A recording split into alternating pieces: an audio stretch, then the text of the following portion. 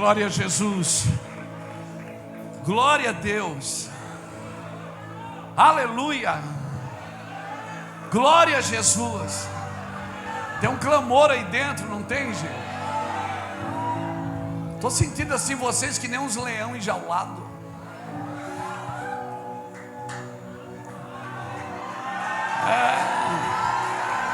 Põe para fora, irmão. Deixa fluir. Vem, vem. Isso. Não se preocupa não. Não. Não são dias de palavras bonitas. São dias de expressões. Quando o mundo clamou, Deus não enviou um livro, enviou um homem. A palavra viva. Um homem que era a palavra viva. Amém? Glória a Deus, que bom estar aqui, gente. Lá atrás me pediram para falar, eu vou falar.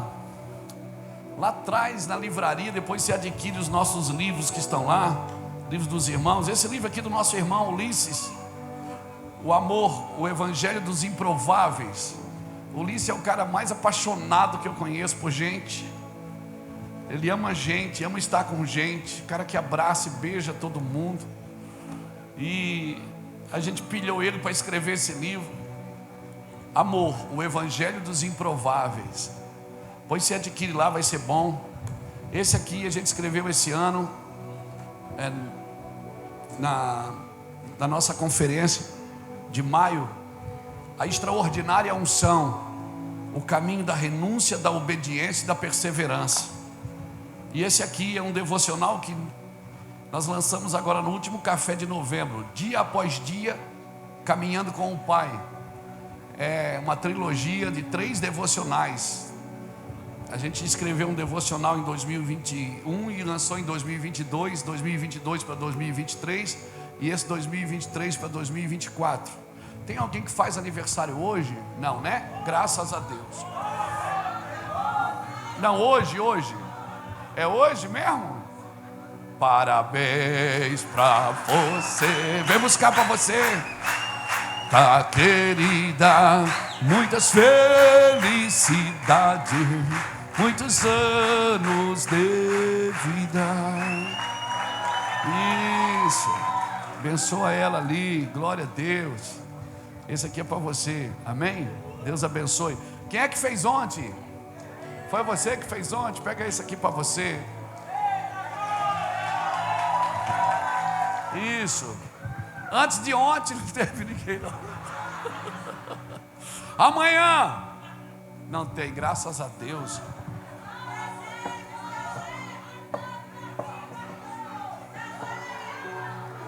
Espera aí um pouquinho. Corintiano, tem algum aqui? Não, corintiano paga dobrado, mas pega para você.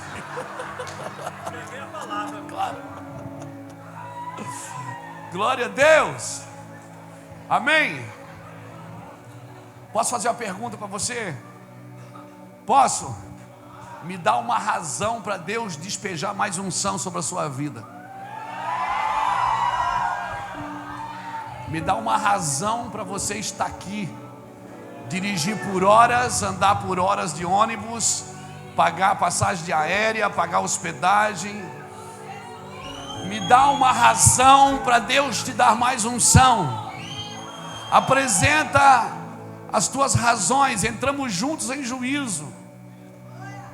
Apresenta as tuas razões. Por que Deus teria que te dar mais unção? Por quê? Qual o objetivo? Por que eu quero mais de Deus? Por que eu quero mais do Senhor? Deus não vai escolher o nível de unção que você vai andar. É o seu nível de renúncia que determina o nível de unção que você anda. Ele despeja. Agora, Deus não te dá unção por causa das suas conquistas, mas te dá por causa das suas renúncias. Muita gente perdeu a unção por causa das suas conquistas. Obrigado pelo seu aleluia. Diga para o irmão que está do seu lado assim: eu sei que você gosta de fazer isso, né, Edilson? Diga para ele, ó, se você tem juízo, é melhor você sair agora. Melhor você ir embora agora. Porque esses dias aqui vai acabar com você. Vai mexer no seu juízo. Amém? Amém? Mas eu trabalho para o Senhor. O Senhor me chamou. O Senhor não te chama pelo teu serviço, Ele te chama pelo teu coração. Entenda isso. O Senhor não te chamou porque você é bom de serviço,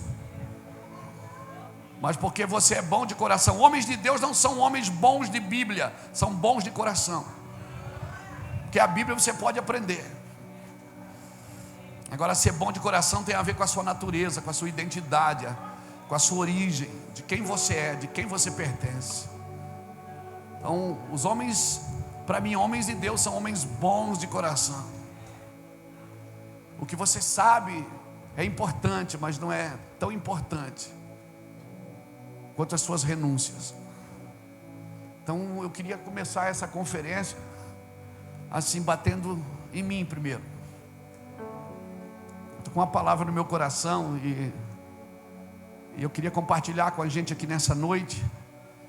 Louvado seja Deus. Eu fico pensando, Júnior, parece que Deus faz essas coisas de propósito com a gente. A internet não funciona na hora da oferta. Deus tem umas pegadinhas, não tem? Ele faz as pegadinhas com a gente. Porque qualquer dedinho de justiça própria, qualquer pouquinho de fermento de justiça própria, vai tirar você de toda a dependência de Deus. A eficácia do fermento, ela não está na quantidade, está no tempo que você dá para ele trabalhar. Porque um pouquinho de fermento, um pouquinho só, ele leveda toda a massa. Então, a eficácia do fermento não é a quantidade que você bota, é o tempo que você espera para que ele funcione. O Senhor, eu tenho que Deus, assim, eu acredito que Deus está renovando a mente de homens bons de coração. Eu acredito que Deus está renovando a mente de muitos homens e mulheres que são pessoas boas, mas que se perderam ou perderam a mente no caminho. O problema da sua mente não é crescer, ela tem que crescer. O que não pode crescer é o nosso coração, porque o espírito está pronto. A mente precisa crescer, mas às vezes a gente cresce a mente e tira o coração da mão de Deus. E tudo que o Senhor quer, o Senhor não olha para você e diz: filho meu, me dá a tua cabeça. Ele diz: me dá o teu coração. Um homem que tem o coração na mão de Deus, sua cabeça vai expandir, ele vai crescer e ele vai se estabelecer em tudo que ele está desenvolvendo. Um homem que tem o coração na mão de Deus,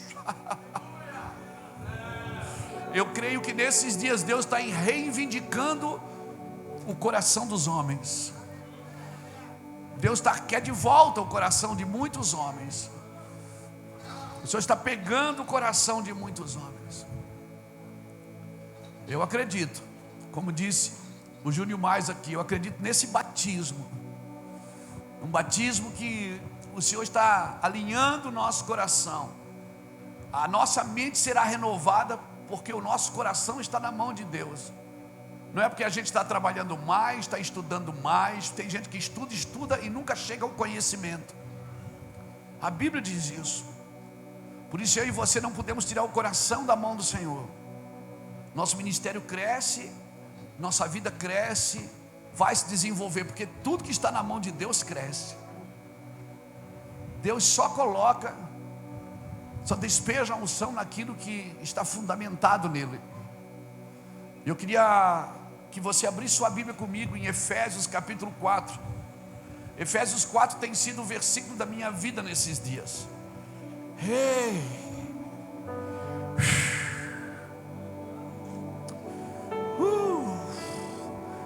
A minha oração é que Deus te pegue por dentro aqui. Arregace a gente mesmo, irmãos. E se o nosso coração está na mão do Senhor, general, Deus vai nos dar coisas poderosas em coisas simples. Ele te dará coisas poderosas em coisas simples. Ele vai começar com o que você tem na mão, o que você está fazendo ali. Quando tens paixão por aquilo que tu fazes, em libertar, restaurar, restituir. Deus vai usar você com coisas poderosas, mas em coisas simples. Pequenas coisas nas tuas mãos, elas vão ser suficientes para Deus fazer. Sabe, aquilo que Deus perguntou para Moisés: o que é isso na tua mão? Ele disse: uma vara. O Senhor disse: então joga na terra. Foi o que Jesus perguntou para os discípulos: o que vocês têm? Ele disse: não tem nada. Vai ver quantos pães tem. Ele disse: olha, nós temos um menino aqui que tem 5 pães e 2 peixes. Ele disse: está ótimo, está bom, é isso, tá maravilhoso. Amém? Não tenho nada, eu só tenho um pouquinho de azeite, já serve, é o suficiente. Não começa nada grande.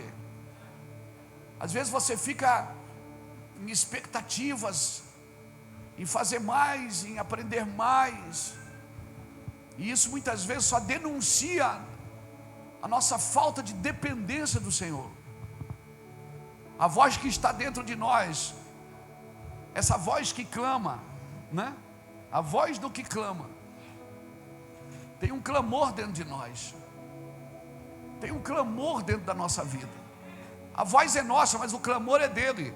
Quando perguntaram para João Batista, ele disse: eu sou a voz do que clama. Ou seja, o clamor não é meu, eu sou só a voz. Tem um clamor dentro de mim, e tem um clamor dentro de você. Amém? Amém? Tem um clamor. Abra comigo Efésios capítulo 4, versículo 1 diz assim: rogo-vos, pois, como prisioneiros do Senhor, que andeis de modo digno da vocação em que fostes chamados, com toda a humildade e mansidão, com longanimidade, suportando-vos uns aos outros em amor, esforçando-vos diligentemente por preservar a unidade do Espírito no vínculo da paz. Há somente um corpo e um Espírito, como também foste chamado numa só esperança da vossa vocação. Há um só Senhor, uma só fé, um só batismo, um só Deus e Pai de todos, a qual é sobre todos e age por meio de todos. Até aqui está bom, mas medite depois em Efésios 4. Irmão, se nós não estivermos vendo aquilo que estamos falando, dificilmente nós vamos desfrutar do Espírito na sua plenitude. Quando eu falo isso, eu lembro, sabe de quem? De Estevão. Estevão está pregando, ele condensa a Bíblia inteira num capítulo só, no capítulo 7 de Atos. Ele começa a pregar no capítulo 7 de Atos, do versículo 1 até o último versículo, e ele está condensando todas as escrituras ali. Foi um tiro de bazuca, e a palavra foi tão violenta que de repente os céus abriram, e Estevão começou a ver aquilo que ele estava anunciando. Eu quero declarar isso, irmãos. Amém? Se existe uma voz, existe o dono da voz. Chegou a hora de os pregadores e os homens e mulheres que anunciam essas boas novas começarem a ver o que eles estão anunciando. Eu ouso a dizer que são dias de cumprimentos. Não seja redundante em promessas. Promessas, tem muitas promessas que nós estamos esperando e elas já se cumpriram, e nós ainda estamos redundantes nelas.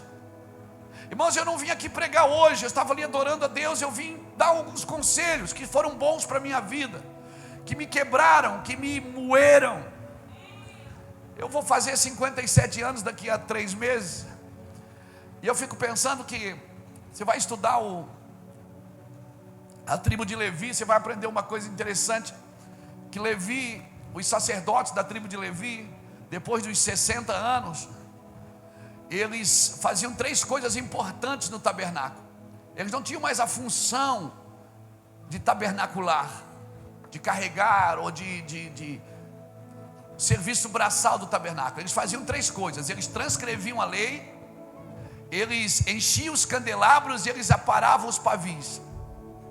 Depois dos 60 anos, o sacerdote fazia isso. dentro do tabernáculo. Ou seja, eles transcreviam a lei tudo de novo. Para quê? Para preparar a próxima geração.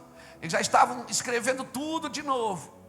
E você vai ver no Pentateuco que Deuteronômio é isso, é a transcrição de tudo de novo, né? Deus cria em Gênesis, derrama a sua glória em Êxodo, instrui em Levíticos, movimenta em Números, e em Deuteronômio ele repete tudo de novo. Gênesis ele cria, Êxodo ele derrama a sua glória no tabernáculo, Levíticos é só instrução, Números é só movimentação. Você vai ver ele se movimentando no deserto em Números. E Deuteronômio ele transcreve tudo de novo para a próxima geração. Então eu vejo que nós já estamos numa idade assim. Eu não estou querendo fazer muitas coisas mais não. Às vezes as pessoas convidam para pregar. Eu estou meio desanimado de pregar. Por quê, pastor? Porque eu estou numa outra vibe hoje. Eu estou transcrevendo a lei. Estou me preocupando em escrever mais, deixar coisas prontas para as próximas gerações. Não estou com vontade de morrer agora não, viu, irmão? Mas será que o pastor está profetizando a morte dele? Deus vai recolher? Não, irmão, não vai recolher agora não, tá? Deus me mostrou, não mostrou não. Mas eu estou no tempo de transcrever a lei, de encher o candelabro, manter as pessoas acesas, sabe? E aparar o pavio. Para que aparar o pavio? Para que não ficar cheiro de fumaça. Porque, modesta parte, eu tenho ido em muitos lugares que só tem fumaça, irmão, mas não tem mais fogo. Tem cheiro de fumaça. Você pensa assim, meu Deus, é a nuvem de glória. Não é só fumaça. Mas não tem mais fogo. Então o nosso trabalho é manter pessoas acesas, manter pessoas queimando. Então eu nunca preguei tanto para crente como eu estou pregando agora. Eu nunca preguei tanto para liderança como eu estou pregando nesses 2, 3 últimos anos. A pandemia deu uma chacoalhada na igreja, não é? Então eu entendi que era para ir para dentro, para ficar ali dentro, se preparando e preparando uma geração. E é tão interessante que em todos os lugares que eu vou tem gente sentada no chão, jovens, não é? Ouvindo os irmãos mais velhos, ouvindo os cabelos brancos, ouvindo pessoas que já caminharam um pouco mais. E eu louvo a Deus pela vida de vocês. Eu louvo a Deus por essa sensibilidade e essa humildade de ouvir os irmãos mais velhos.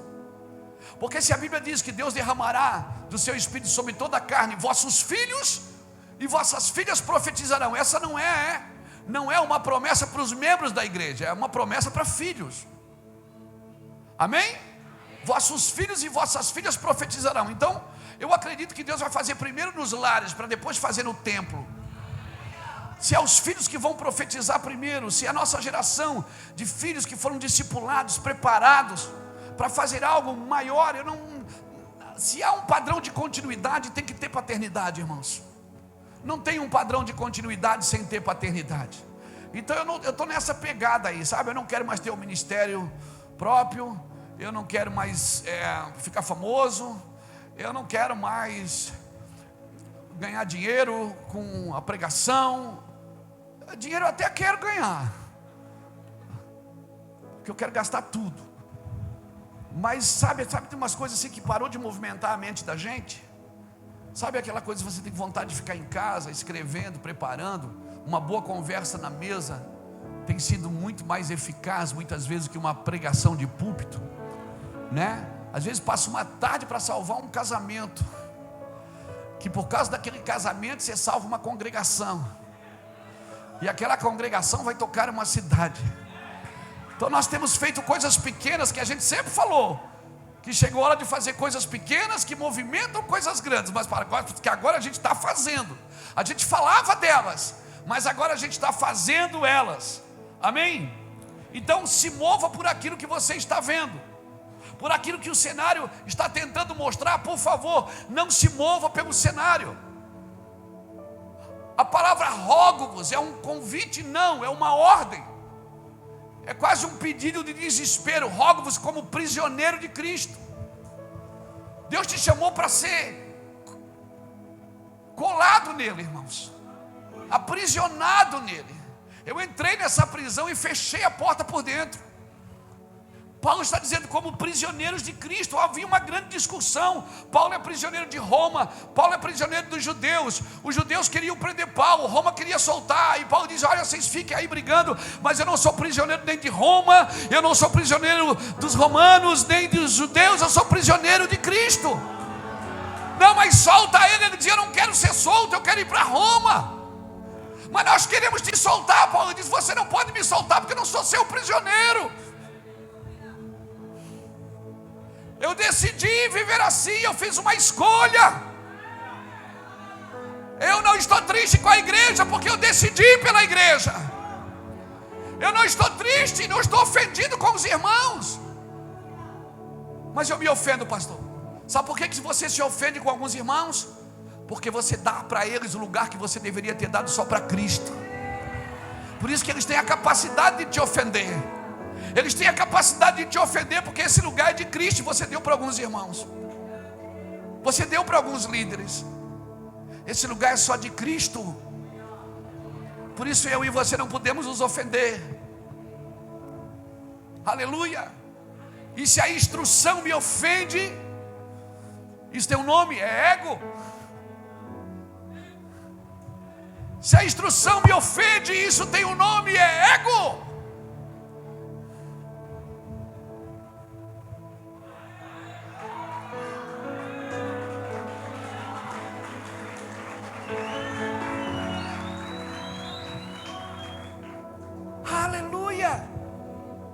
Se mova por aquilo que os céus estão mostrando, não por aquilo que o cenário está tentando fazer você acreditar.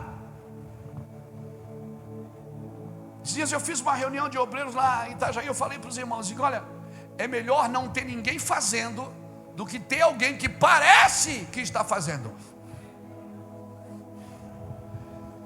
É melhor não ter ninguém ali, aquele lugar vazio, do que alguém que parece que está ali, mas não está ali. Amém, irmãos? Então se prepare, porque nós vamos entrar num tempo de palavras que não vão gerar euforia em nós, mas vão gerar em nós um senso missionário, vão gerar em nós um senso de missão, um senso de pertencimento, de quem eu sou, o que eu vim fazer, aonde eu estou nesse chamado, até onde eu irei com Cristo. Então se prepare para um tipo de pregações que não vão trazer euforia para a congregação, mas vão trazer um senso missionário, vão trazer um senso de destino para a minha vida. Amém? Amém? Mas eu sou pastor, não interessa. Não se iluda com títulos. Não se iluda. Quando Saul pecou, Deus não tirou o título, tirou a unção. E muitos homens não perderam o título, mas perderam a unção. Saul governou por 40 anos, mas só 39 anos, 350 e alguns dias, sem a presença de Deus. Ele só ficou 7 dias na presença de Deus. Ele não conseguiu esperar 7 dias. E o Senhor disse, através de Samuel, espera 7 dias, porque eu vou descer e vou sacrificar. Ele não conseguiu esperar 7 dias. Deus não tirou o título dele, ele continuou sendo o rei de Israel, mas a unção ele já não tinha mais. Esse é o perigo de continuar numa posição, num lugar. Então do que você fizer, querido, que te empurre para um trono, não é de Deus. Pegou? A popularidade de Jesus empurrava ele para o trono. Todo mundo queria ungir ele, mas a missão dele empurrava ele para a cruz. A minha pergunta é: para onde você está indo? Não, nada que você faz na igreja pode te empurrar para um trono. Tem que te empurrar para uma cruz. E tome ela e siga-me, diz o Senhor. E se você vencer, dar-te-ei que se aceite comigo. Aleluia! Então nós precisamos entender esse senso. Títulos para nada servem sem a unção do Espírito Santo. Se você trouxe uma caneta, anota, porque vai ser bem. Deus não precisa de você sem o Espírito Santo. Ele vai continuar te amando, mas não vai te usar. E o perigo de Deus te amar e não te usar é que você vai querer usar Deus porque Ele te ama. Pegou? Pegou? Deus não precisa de você sem o Espírito Santo. Por isso eu rogo-vos, irmãos, como prisioneiros de Cristo, que andeis dignos da vocação em que foste chamado. A palavra vocação vem de vocateo, que quer dizer voca, palavra, tel é Deus. Então Paulo está dizendo, cada um fique no vocateo, ou seja, cada um fique na palavra que Deus deu. Você recebeu uma palavra, fique nela. As emoções vão gritar contra a palavra. E quando Deus te der uma palavra, não ouça mais ninguém.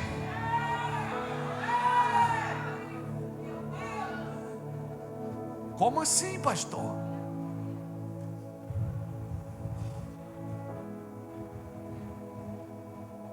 Para se tornar uma voz do que clama. Não é só de pregações que a igreja precisa, de uma voz de comando, uma voz de destino. E não é uma voz que parte da terra para o céu, é uma voz que parte do céu para a terra. Voz do que clama. O clamor é meu, mas a voz não é minha. Ou melhor, a voz é minha, mas o clamor não é meu. O clamor é alguém que habita em mim, grita em mim por justiça. Grita em mim, faça alguma coisa. Aleluia. Irmãos, o mundo pertence, a autoridade de Deus pertence a quem se importa mais. Aleluia, é quem se importa mais. A unção vem para que você se importe. A glória de Deus vem para que você se importe. Eu preciso me importar com a minha cidade, com a minha nação. Mas esse se importar não é para ir para a rua fazer piquete. Esse se importar não é para fazer passeata na rua. Porque a guerra da igreja não é aqui na praça. A guerra da igreja é nas regiões celestiais em Cristo Jesus. Se ela vencer aqui, as portas do inferno aqui não prevalecerão contra ela. E eu lhe darei uma chave. Mas a igreja quer brigar, brigas que não são delas. Briga de rua. A igreja quer brigar, briga de rua.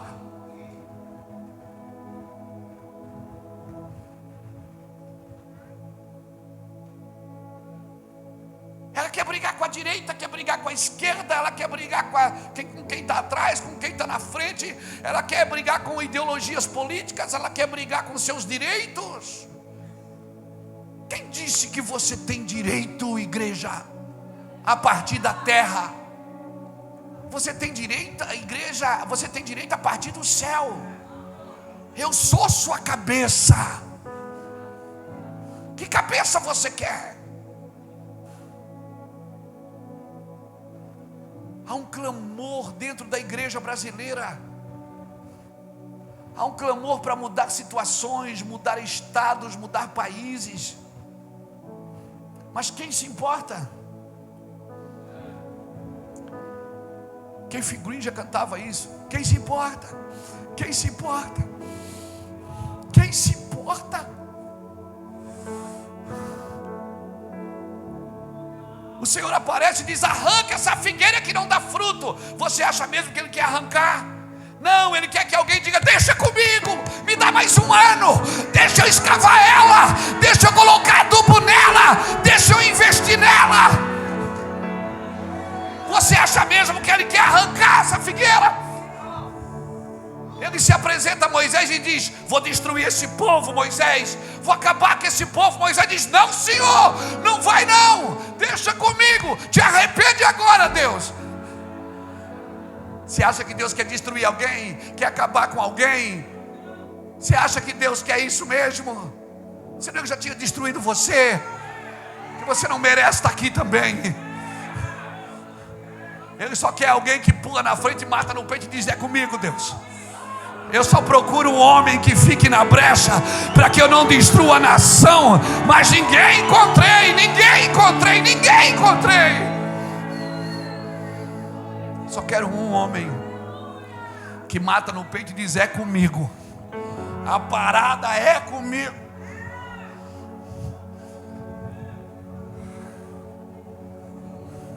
Então você tem que entender a hora de entrar no quarto para adorar e a hora de puxar a espada para guerrear. Você tem que entender o que Davi entendeu.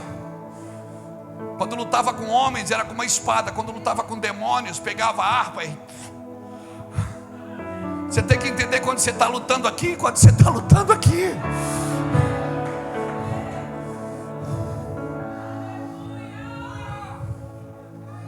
Efésios, estude Efésios. Ele fala, irmão, Efésios é a carta magna para mim da igreja.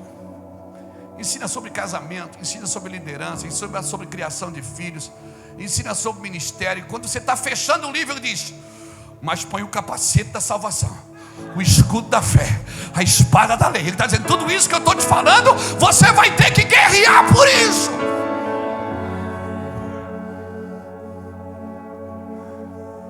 Ele vem falando, vem ensinando, vem instruindo. Quando você pensa, acabou o livro, capítulo 6, ele disse, olha, pega a espada da lei, pega o escudo da fé, pega o capacete da salvação. E olha, fica firme contra as astutas ciladas do diabo. Vem os dardos inflamados, vai para cima, ó, corta a cabeça. Você tem que saber.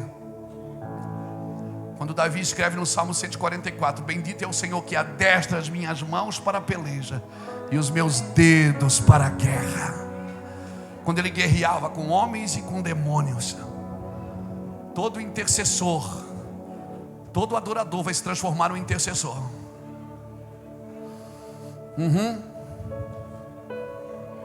O adorador que não vira intercessor só explora o artístico. Quem é o maior adorador da Bíblia? Quem? E quem é o maior guerreiro? Que adoração e guerra andam juntas. Ó, todo intercessor que não adora só vê demônio. Já viu? Todo intercessor que não é adorador só vê demônio. Eu vejo um demônio aqui, vejo um demônio ali. Vai ver demônio lá no inferno, irmão. E todo adorador que não intercede também é só vaidade. Adoração e intercessão estão juntas. Isso é uma guerra só, meu irmão. Então para que Deus procura adoradores? Para que Deus procura adoradores, irmão? É para ficar adorando o dia inteiro? Não, Ele procura adoradores para interceder pela cidade, para se meter na briga, para entrar na confusão, para entrar nas regiões celestiais.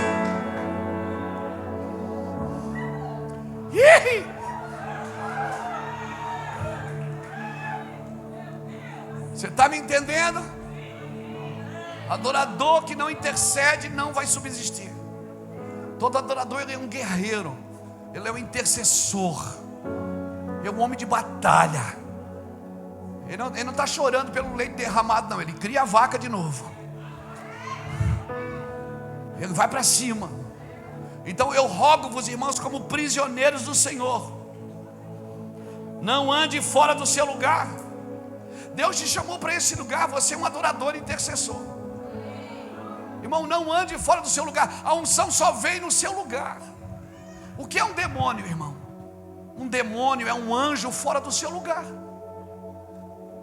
Por que ele virou demônio? Ele era um anjo, mas ele saiu do seu lugar e ele virou um demônio. O Senhor está me dizendo que um crente pode virar?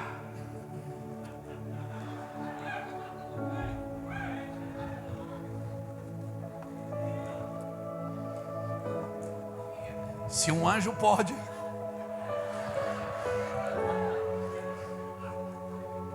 como é que é, pastor?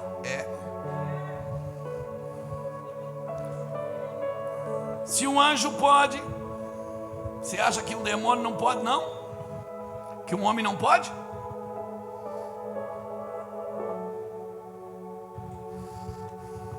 Um homem fora do seu lugar, ele é perigoso. Um sacerdote fora do seu lugar, ele vai ter que manipular, vai ter que controlar para manter as pessoas com ele. Uma mulher fora do seu lugar, em vez de ela ser uma sábia que edifica uma casa, ela vira uma tola.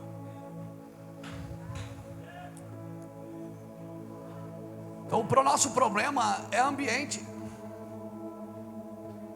É fora do ambiente que Deus nos colocou. Porque nós queremos criar um ambiente. E Deus está dizendo: eu tenho um ambiente para você. Eu tenho um ambiente para colocar você nele. E você vai limpar esse ambiente. Você vai mudar esse ambiente. Você vai transformar esse ambiente. Meu irmão Júnior abriu essa conferência dizendo que nós estamos construindo um lugar para ele. Tem um lugar que é dele, irmãos. E esse lugar não é de ninguém. Eu não posso dar ele para ninguém. Eu não posso dar para o meu cônjuge. Eu não posso dar para o meu melhor amigo. Eu não posso dar para um filho. Eu não posso dar para ninguém. Esse lugar é do Senhor. E eu fora desse lugar, eu também posso ter atitudes debaixo de influência demoníaca. Como, pastor? Pode. Jesus chama Pedro, diz que ele tem uma revelação, 10 minutos depois diz que ele está endemoniado. Por que, irmãos? Mas por que tanta guerra? Ontem o pastor José estava no aeroporto junto com a equipe esperando o avião, e a gente começou a conversar: Juca, que tanta guerra nós estamos vivendo, hein? Que quem vê a gente na internet pensa assim: meu Deus, que mistério. Meu Deus, como eu queria essa unção. Vou pedir para orar por mim no final e transferir a unção. E aí Juscelio ontem sentado lá no aeroporto, olhando, chorando, olhando para o outro: pastor, o que é isso? Que tanta guerra. Não se acha que o diabo vai atrás de alguém que não tem revelação?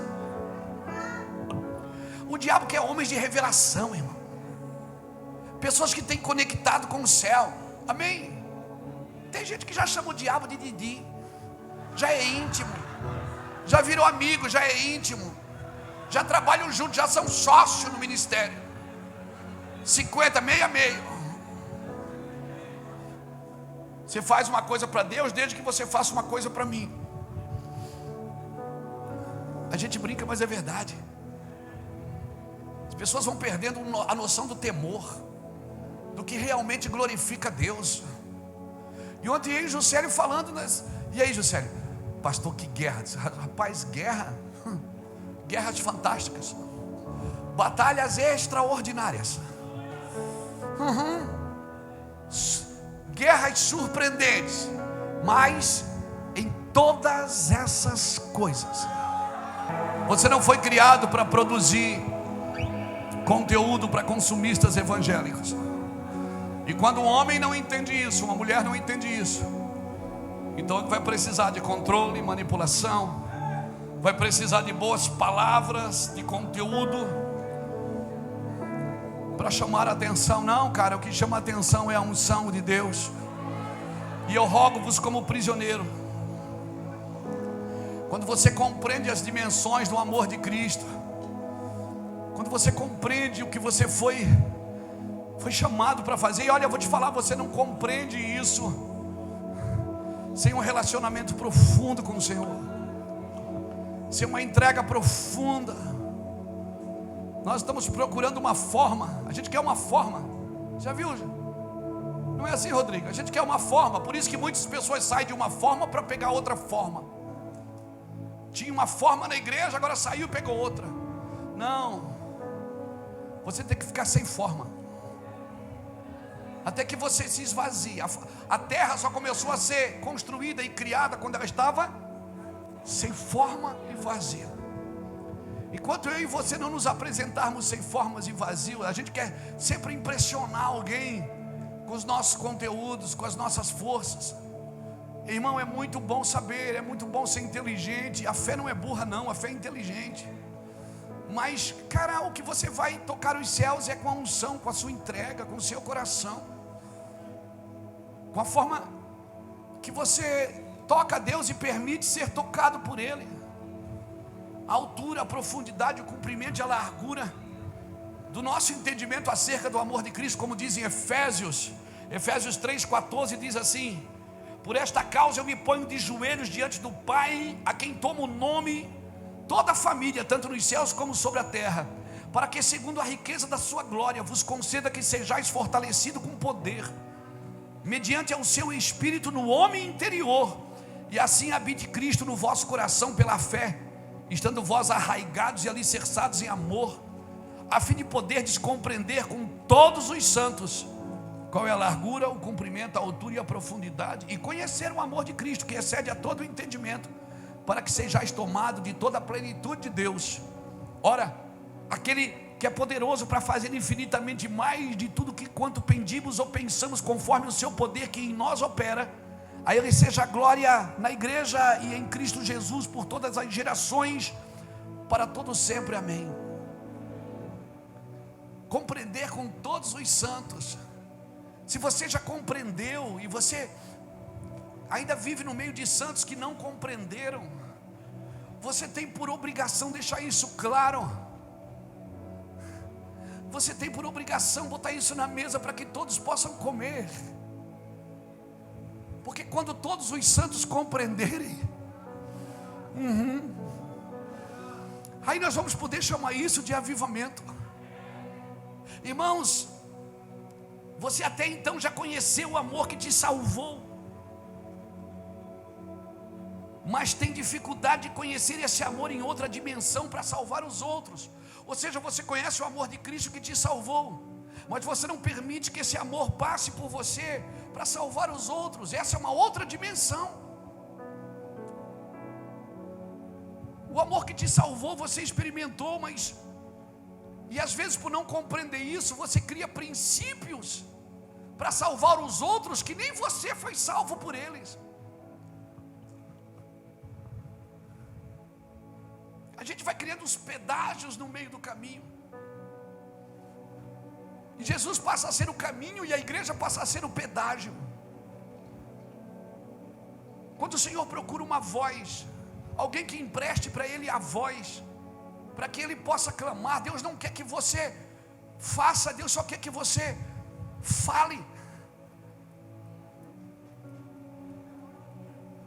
Porque muitas vezes eu posso estar fazendo aquilo que não está de acordo com aquilo que eu estou dizendo, e nós somos muito bons para isso, para fazer o que não, ou melhor, ensinar o que não fazemos.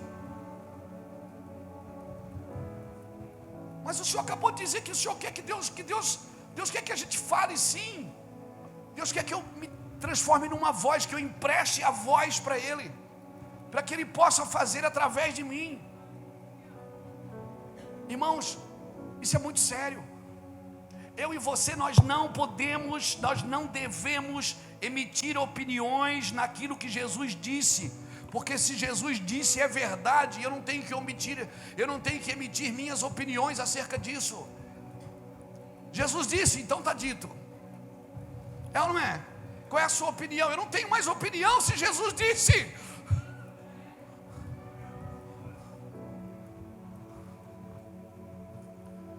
Porque se eu ainda tiver uma opinião acerca daquilo, eu ainda estou tentando fazer do meu jeito. Isso não vai. Então não importa o que você faz, se está fora de Cristo, isso está morto. Nós não vamos enfeitar o morto, amém? Quem enfeita o morto é a funerária, irmão. Nós vamos ressuscitar o morto. O Evangelho ressuscita o morto. O trabalho da igreja é trabalhar para que esse morto ressuscite. Primeiro mata ele, depois ressuscita ele.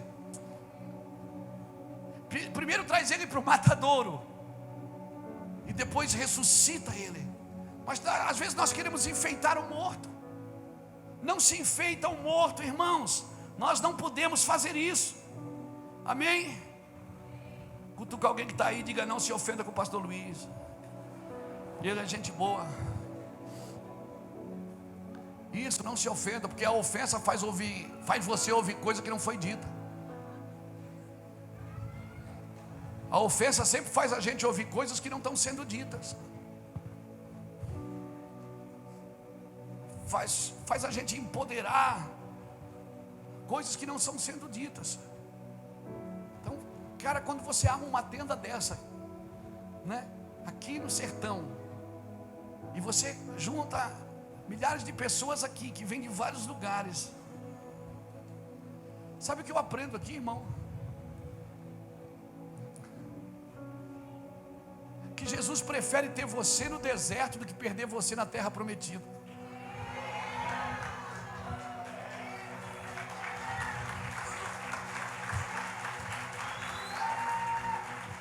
Verdade, porque Adão caiu no paraíso e Jesus venceu no deserto.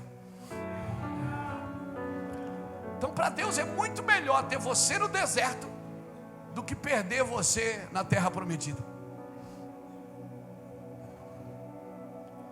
Vai ver que alguns morreram no deserto por causa disso. Que para Deus é melhor ter você no deserto. Diz que para Deus é melhor ter você sem nada do que perder você para tudo, para qualquer coisa. Oh, meus irmãos, eu não sei quanto a você, mas eu vejo que muitas vozes estão sendo levantadas por Deus. Vozes que compreenderam, vozes que já entenderam. E quando eu olho para esse termo rogo-vos, irmãos, é um termo de mandamento, não é? É de um apelo irrecusável. Você não pode recusar isso. Sabe, é quase uma ordem, não é uma solicitação, não é um pedido, é uma instrução para manter você no caminho. Eu rogo-vos, irmãos. Sabe, quando um pai roga para um filho, meu filho, o pai está te rogando. Ele está dizendo assim: você vai se perder se você sair dessa disciplina, se você sair dessa conduta. Esse rogo-vos, ele também tem um teor profético.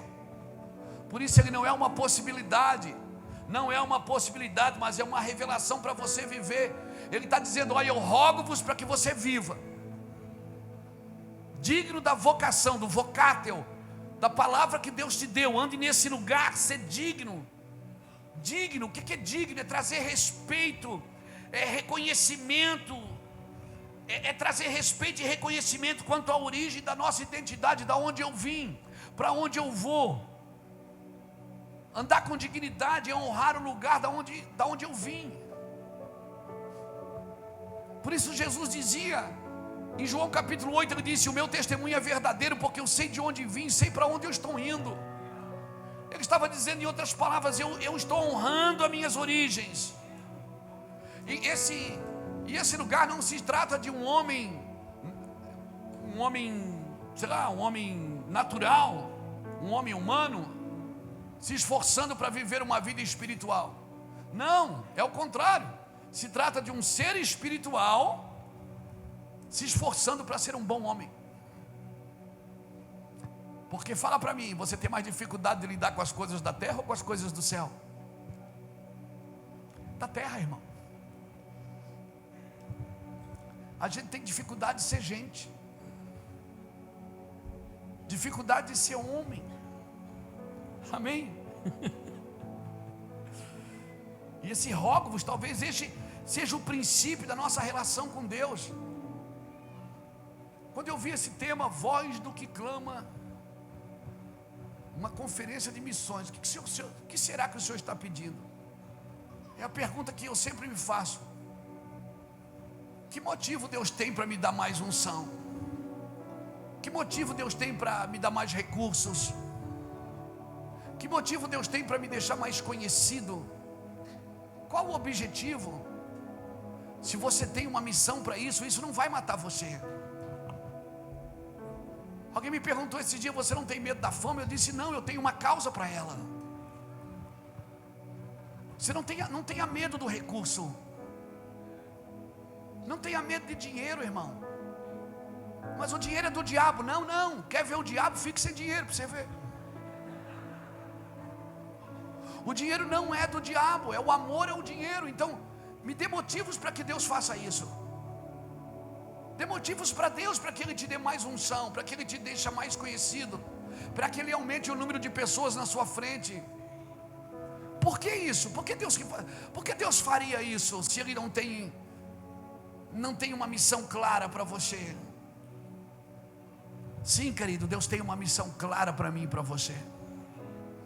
Eu e você que precisamos andar tão conectados, até que, para que a voz dele se conecte tanto com a minha voz. Eu vou falar uma coisa para você, uma coisa estranha de falar, porque está gravando. Depois as pessoas veem isso na internet, eles arrebentam a gente, irmão. Os teólogos de plantão arrebentam a gente. Mas é difícil falar, mas eu vou falar. Não corta não. Deixa aí. Eu já tive uma experiência de estar orando e de repente ser tomado por Deus em lágrimas, de um grito, um choro, de usar a minha própria voz para profetizar naquele ambiente.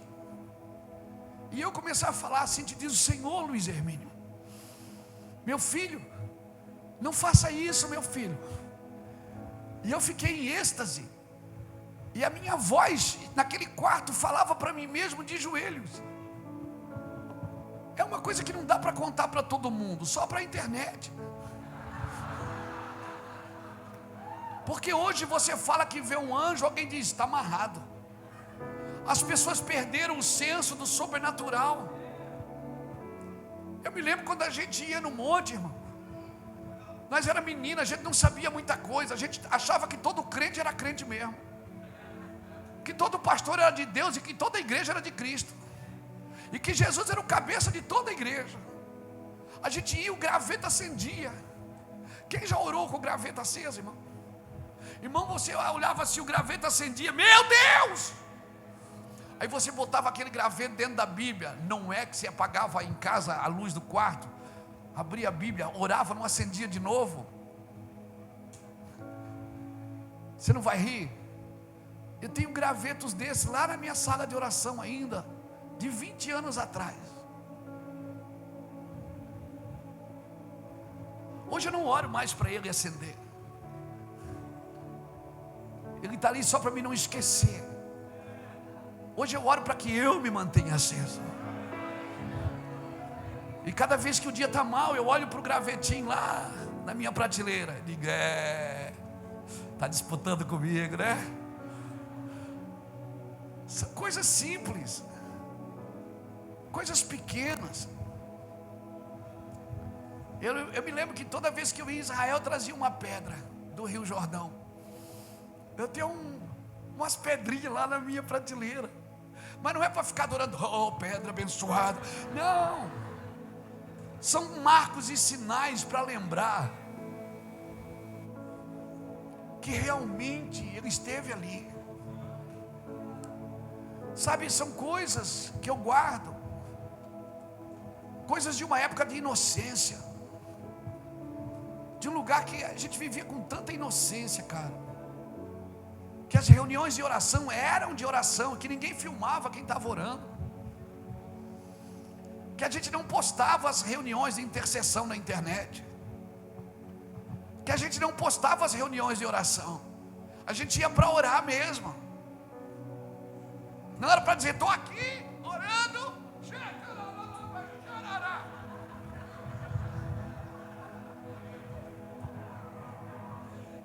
É legal, é muito legal, mas não influi, não contribui, nem auxilia. Não tem nem adjetivos para lhe conjugar. Você está me entendendo? A gente é a geração da exibição, irmãos, e a gente está procurando uma palavra. Pastor, ora por mim, libera uma palavra. E Deus está dizendo, tem uma voz clamando dentro de você, e você não parou para ouvir ela. Você está procurando alguém para dizer para você o que tem que fazer. Pastor, ora por mim, libera uma profecia para mim, libera uma palavra. Tem uns que liberam e botam o pix embaixo. Por que falta voz? Porque a palavra está sendo comercializada. Por que, irmãos, que falta voz? Que a gente está mais para fora do que para dentro. A gente parou de olhar para dentro. Tem um espírito gritando dentro da gente, dizendo, para de olhar para fora e começa a olhar para dentro, Luiz. Tem alguém aí dentro gritando dentro de você, irmão. se você der só meia hora por dia, não precisa muito não, meia hora já ajuda. Meia hora ele já resolvia um monte de BO da sua vida. Meia hora para ele por dia tiraria você de 7 dias de campanha. Meia hora, ei, deixa eu ser prático aqui, não se ofenda, eu falei. E se ofender é a hora que passa. Meia hora para ele por dia tiraria você da fila da bênção. Amém, irmãos? Ele foi para São Paulo esse ano porque ele foi jogar no São Paulo, então tinha que estudar lá. O diretor da escola chamou ele para se formar junto com a turma. Disse: não, pastor, Samuel tem que se formar com a gente. Ele está aqui com a gente desde 5 anos e meio de idade. Não, nós vamos deixar um lugarzinho para ele aqui, nós vamos botar uma bequinha nele. Você está me entendendo a história, irmãos? Você está construindo uma história. Meia hora com ele por dia vai te alinhar para o resto da vida. Hoje, quem vê a gente falar pensa que a gente não tem crise. Eu tenho crise. Juscelio tem crise. Júnior deve ter uma a cada 10 minutos. O Júnior tem uma crise a cada 10 minutos. Quando você vê o Júnior falando sozinho, ele está em crise. Não converse com ele, não procure falar nada de fora para dentro. Deixe que ele, daqui a pouco, sai. E qual é a crise do Senhor, pastor Luiz? A minha crise é que eu já entendi algumas coisas das Escrituras, mas eu não achei em mim ainda um coração adequado para vivê-las, para fazer aquilo. Eu não achei em mim ainda um coração saudável e adequado.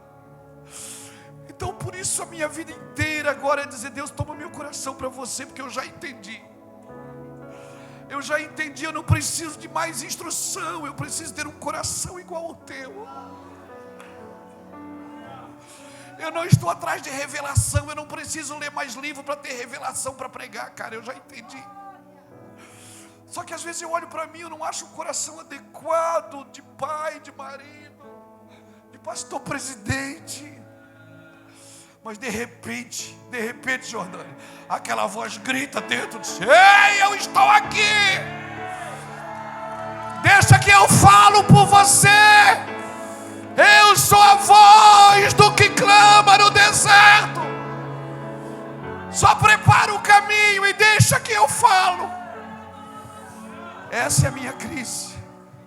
É não achar em mim coração adequado. Às vezes eu também sou ambicioso. Às vezes eu também quero aparecer. Às vezes eu também quero pregar uma mensagem para todo mundo dizer: uau, que palavra. Às vezes eu também tenho ciúmes e invejas de irmãos que têm mais seguidores. Ah, se identificou. Eu não tenho, tem sim.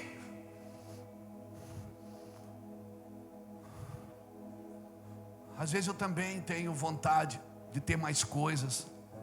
Às vezes eu também acho que Deus é injusto comigo, porque eu sou tão legal, eu faço tudo certinho. Eu sou marido de uma só esposa, sou fiel. E às vezes Deus parece que está me devendo algo, cara. Então, eu só estou falando para você se identificar e para você não se sentir ruim sozinho. Para você saber que a gente está na mesma situação, amigo. Depois, se você quiser conversar, a gente chama o psicólogo Jesus e sentamos para contar as nossas dores. Sabe que o púlpito vai precisar nos próximos dias? Ele vai precisar de homens rendidos, arrependidos, e homens que estão fazendo coisas grandes, gastando milhões, fazendo coisas grandes e dizendo: eu não tenho capacidade. E um monte de gente dizendo para ele: você pode, diga comigo, eu posso.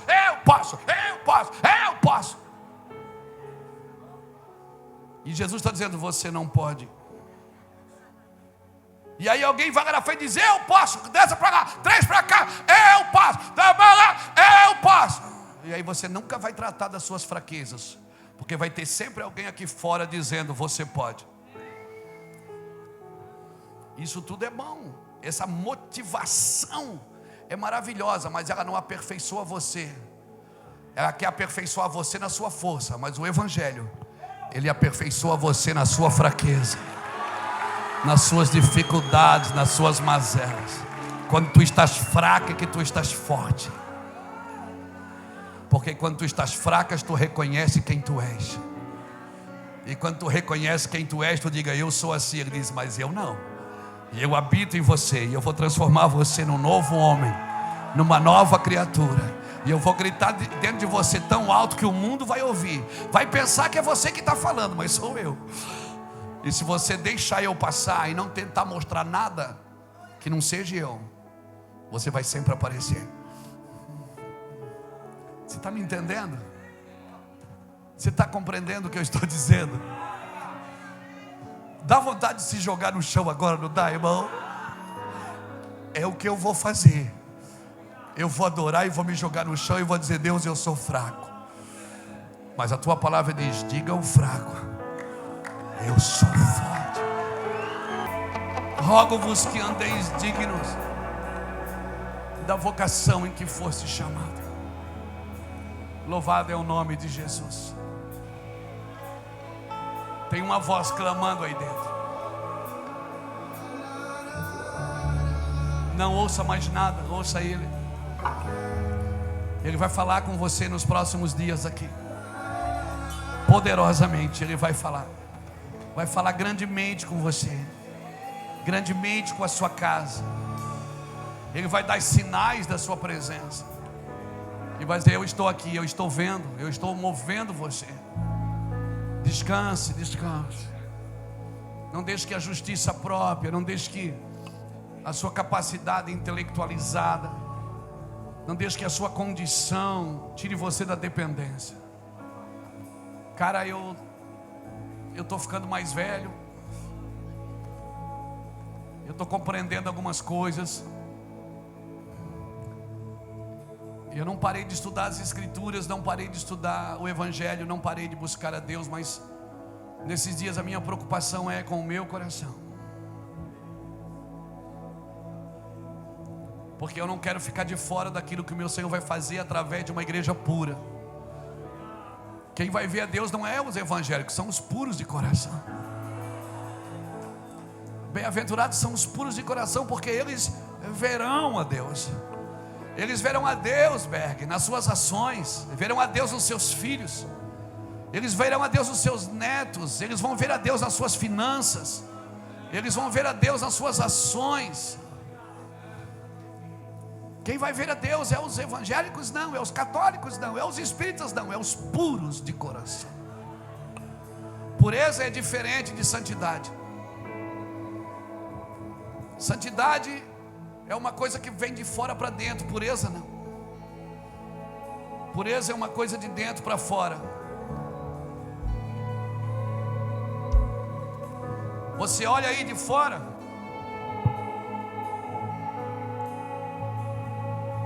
essa água aqui aos seus olhos está limpa, não está? Mas você não sabe se está pura. Só quem sabe que se está pura sou eu, porque eu vou prová-la. Só Deus pode dizer se você está puro ou não. Essa conversa, eu conheço teu coração. Essa conversa não existe, irmão. Ninguém conhece o coração do outro, só Deus. Você pode admirar o coração do outro, mas você não conhece. Então o limpo não significa que está puro. Por isso eu preciso ser provado em Deus. Deus vai me provar para ver a minha pureza.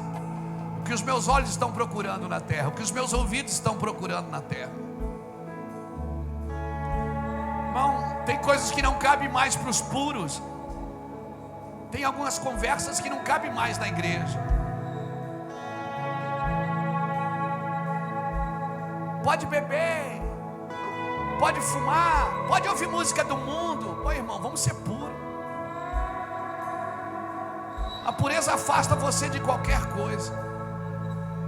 E às vezes nem porque é pecado, só porque você quer ser mais puro.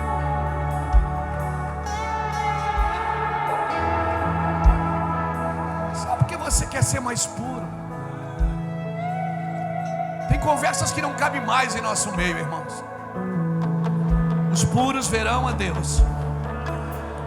Se prepare, os puros verão a Deus. Peça para Deus: Senhor, eu quero pureza no meu coração. Despeja a tua pureza. Ele vai dar uma medida de graça para você. E a partir dali, meu Deus, eu sinto a